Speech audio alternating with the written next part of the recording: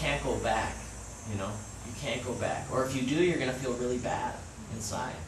It's going to be that conflict within. It's going to be the reason why you're depressed, or you're overeating, or you're going out drinking every night, or, you know, you're thinking really negative thoughts because there's a conflict within you. Your heart is saying, we got to change.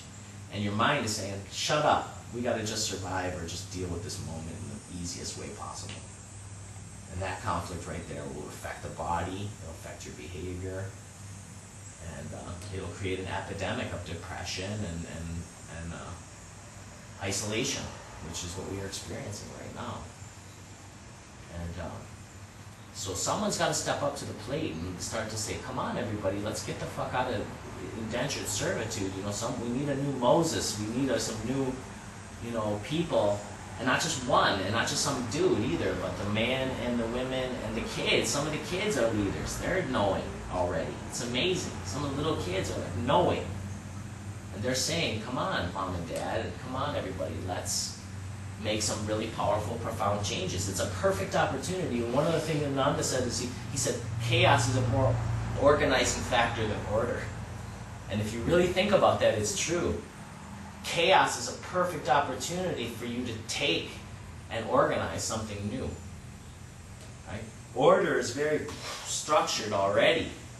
It's hard to reorganize once it's all ordered in a certain pattern. So the fact that the world right now is in a sort of upheaval, look at how many governments are under scrutiny and under duress and revolution. How many people right now are just dissatisfied with the status quo. It's a perfect opportunity to reorganize. And I think reorganizing in an intelligent way that connects the past, the present, and the future, you know, all together. Many people are looking only to the past. You know, if you look at like Alex Jones and Ron Paul and Rand Paul and a lot of these constitutionalists and Tea Party type people, they're only looking to the past. And I admire that because they're like historians and they're very knowledgeable. We need our historians to keep us from forgetting the past and repeating the same mistakes over and over again. So I really admire that, but they seem to have an inability to look in the future. They're good at criticizing the present and referring to the past of the good old days, which really weren't that good in all reality.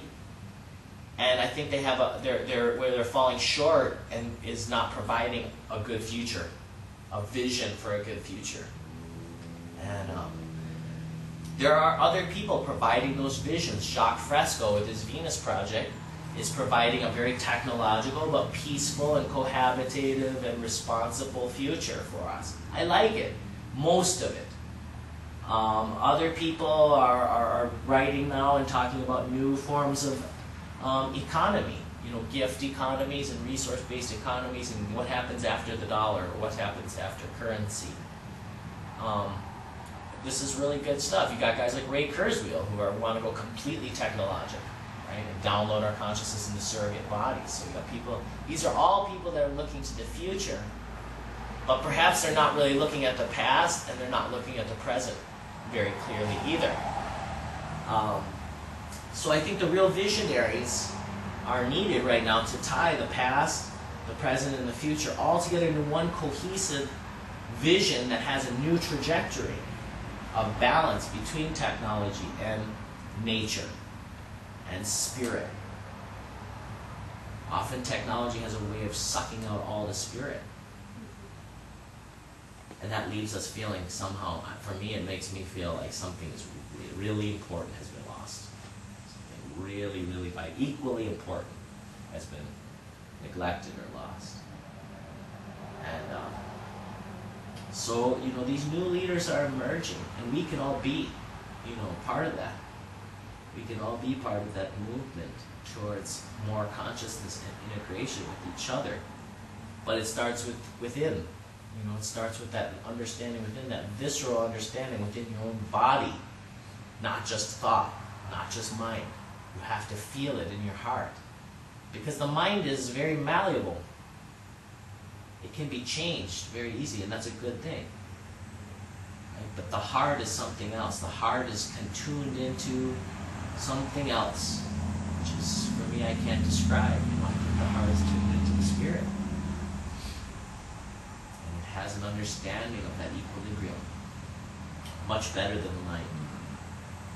And so it's combining that body, that Muladhara, with the heart, with the mind. And that's where yoga comes in. Yoga is design. That's its design. That's what it's supposed to do. It's supposed to integrate the body, the mind, the heart, right? The human being with the nature. And so that's the function and the job of the yoga teachers out there. And not just making more flexible, fit people out there, which is good. It's real good.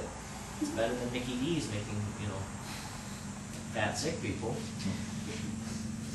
But we can do more. We can be more. And we can dream a better dream than what we've been provided with, Because Hollywood and science fiction, they're very powerful forces on our consciousness. And as more movies come out and more stories are circulating of these apocalyptic, terrible futures where mankind is turning on each other and where the environment is completely degraded and some horrible natural disasters or end of the world scenarios, we feed on that, and as we feed on that, we become that, we make that. Those become the ingredients for our future food and our future creations. And for me, I think that's really negative to be always putting that in our heads, and to be, where and when are we going to start to have stories and visions and art that shows a beautiful future, that shows a really interesting, stimulating, beautiful, good future with lots of incentive and freedom to create and grow and learn and interact. Right? And not just interact in a virtual way, but in a real way. Humans are starved of touch. They're starved of interaction with each other. They're feeling so isolated. It's soul-killing. It's soul-stealing to keep people in such isolation from each other and from nature. And the body and the mind will break down. And over time, if we don't have that touch, if we don't have that interaction, if we don't feel that beauty and that connection that Mother Nature provides instantly, right? And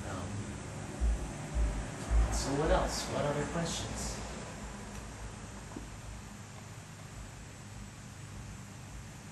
I think we're going off totally off the subject of that. Yeah, it's How okay. does color play into that whole thing? Color. You mean like with the chakras and stuff? Yeah. Some people see colors. Colors are associated also with just different vibrational frequencies. So these different frequencies, these different vibrations will create a cascade of color, shape, form.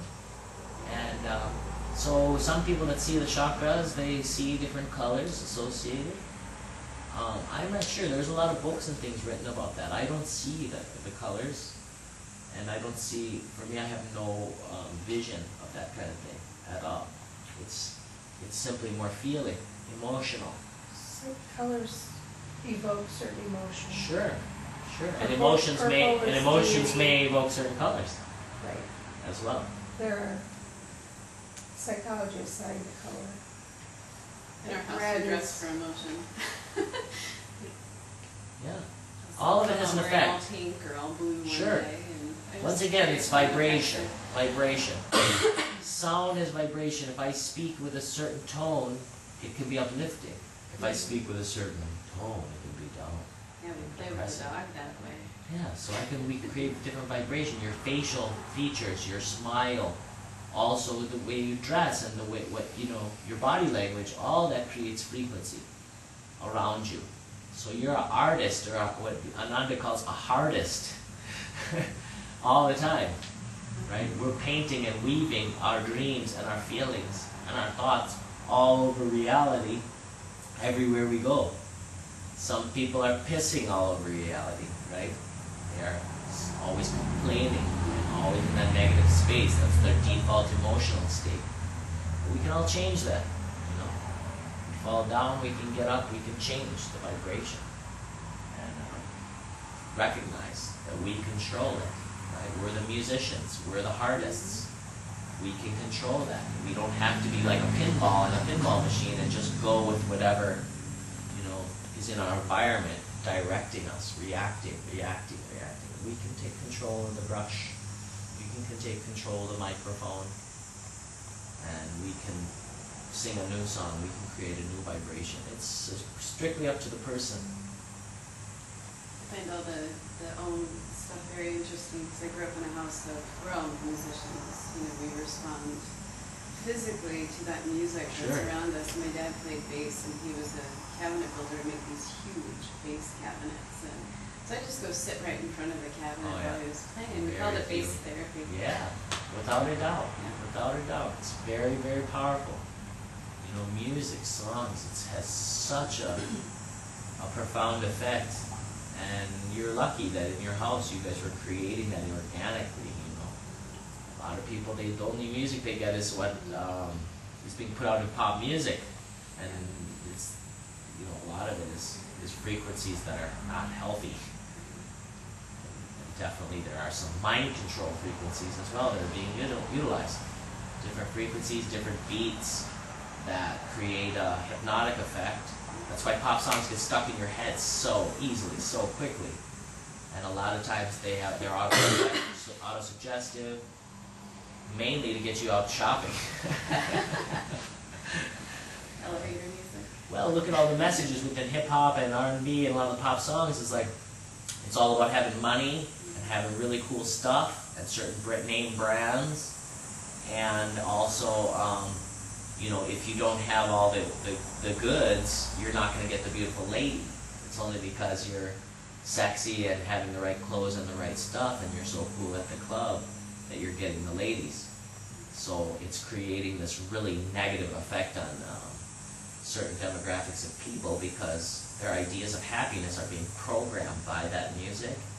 And the idea is a pre-packaged McDonald's, tasty at the time, but much suffering coming. A Happy Meal, It's not what it seems to be. It's not what it appears to be. Because you find yourself with the clothes and spending all your money that you worked hard for or that you went and hustled for, and the girl still doesn't respect you, and you're still having a lot of the same problems, right, as you did before you bought into this thing. So a new paradigm has to be a new song. New songs have to be created. New paradigms, new visions, new ideas have to be created, especially for the youth, to get them out of that trap of thinking that only if they're a alpha male, top of the food chain with the ladies, with all the money and being a tough guy, a gangster, is that's the best thing to be. And it's being portrayed throughout cross-culturally. I mean, I go to Peru and there's kids buying into that. You go to Korea, there's kids buying into that. And then you go to France, there's kids buying into that idea. And it's just a disgusting perversion of the American dream. What's the American dream? Stuffism. Yeah. That's our name for it now. American dream was always you could come from any place in the world, come from Ireland, come from Italy, come from wherever. We're open. Come on. If you work hard, you can have your own house, your own business. Land of opportunity. You can have your family. You can have things. White picket fence, and you can have a nice life. And that was the American dream. And at the time, that's a really beautiful thing. But slowly it became more and more and more perverted. And to the point where then it became keeping up with the Joneses. And then that faded out, and now it's some kind of weird quasi-survival, mind-numbing diversion or delusion is what it's become at this point. So we have to create a new American dream, a new world dream. Got a list of other cultures hating us. Sure. And it's also created a dark side of pharmacology, or a dark side of plant medicine, which is the pharmaceutical industry. Just as these plants, these sacred plants in certain mixtures could evoke healing, awakening of certain consciousness, turning on of different and tuning in of different parts of your brain, healing, all of these wonderful